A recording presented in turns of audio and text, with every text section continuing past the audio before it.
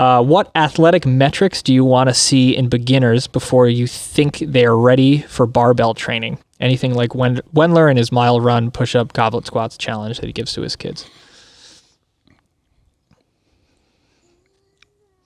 Well, I guess it's not going to really matter, right? Because the first thing that goes to my mind is who is this beginner, right? There can be a 40-year-old beginner. Yeah, absolutely. It doesn't necessarily have to be but kids. I don't think that changes what I'm going to say, though. And I don't think it's going to change what you're going to say either. Because you got to read me the question again just to make sure. So basically what he's saying is that how do you determine a beginner is ready for barbell training? Okay. All right. So movement, how they move, what their gait looks like, it's just basic fundamental movement patterns. I mean, can they move? Can they do a body weight squat without coming up on their toes? And those are just the basic fundamental movement things, right? That yes, a lot of people, if they're older, a lot of people are going to be jacked up, right? So there's probably going to be some problems. If it's permanent, is it really a problem? There's going to be some things, that you're just going to have to deal with that are because they broke their knee when they were 8. There's just certain things that are going to be there that you got, and that takes a little bit of experience. And no, it takes education probably more than experience to be able to know which things to just say, you know what, this is cool. Yeah. This needs to be addressed, but that has to all be worked through. And then from there, I'm not as picky as what you're going to be or what Jim is, but it's only because the motivational aspect. I would like to see some body weight movements done clean.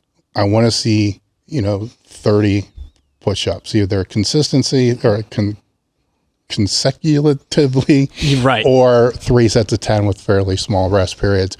I just want to see a solid base. I just want to see solid reps. I don't care if there's 5, but usually there's 0.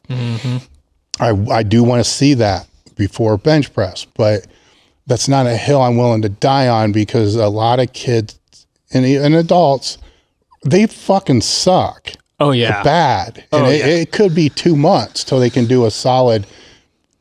It could be 3 months, because you got to take into the way I look at a solid push-up is this like a plank at the start. If they had to, could they plank this at the start?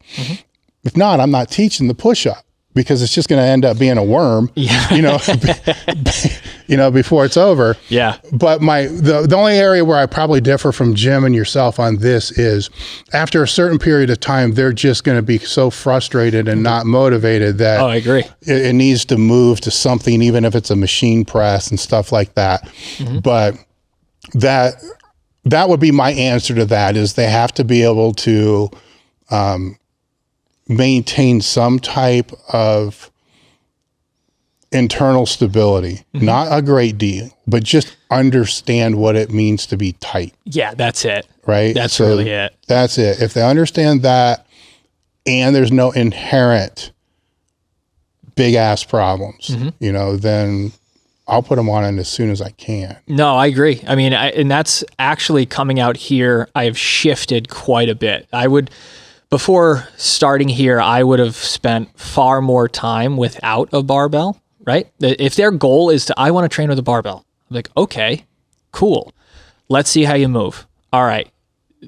Some form of, I don't want to even say assessment. I just want to see, like you had said, I just want to see them moving. I don't want to see their body awareness. I'll fucking throw a tennis ball at them. Can they catch it? Can they, you know what I mean? Just anything.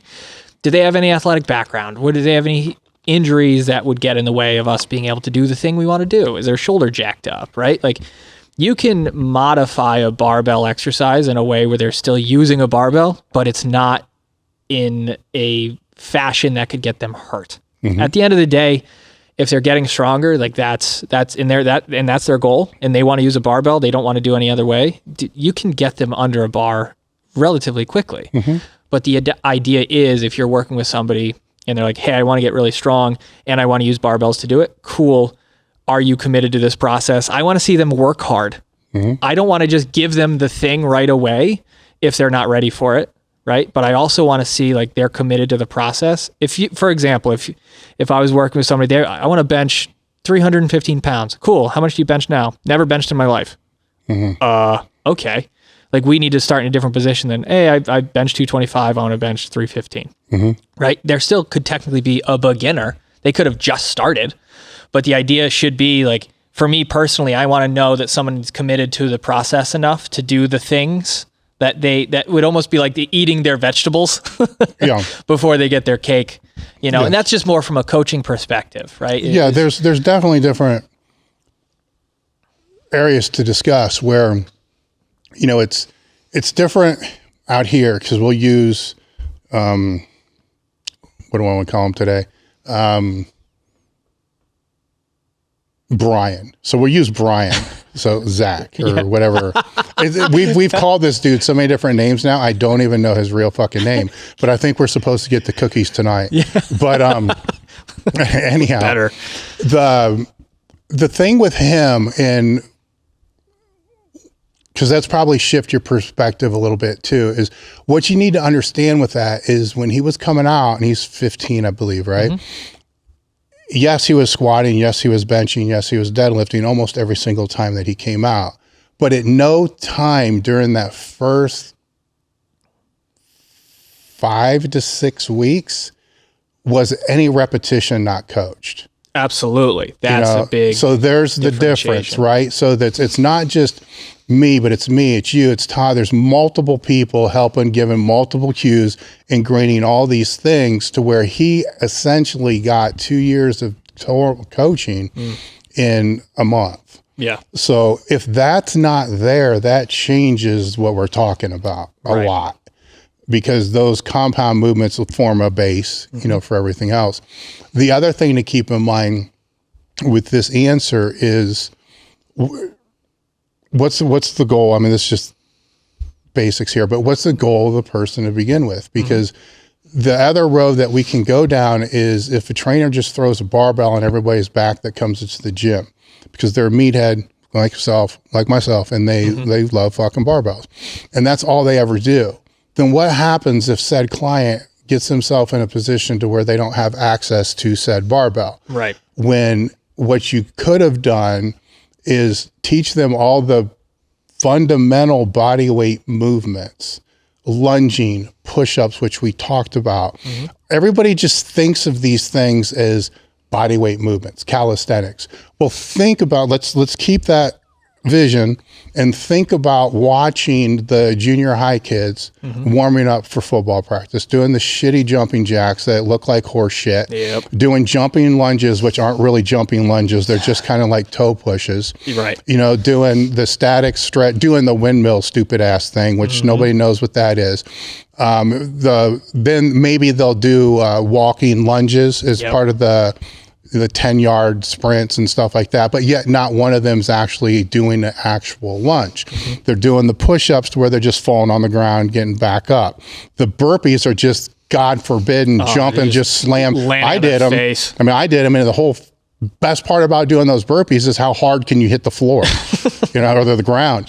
So what I'm saying with this is, yes, everybody knows how to do these body movements.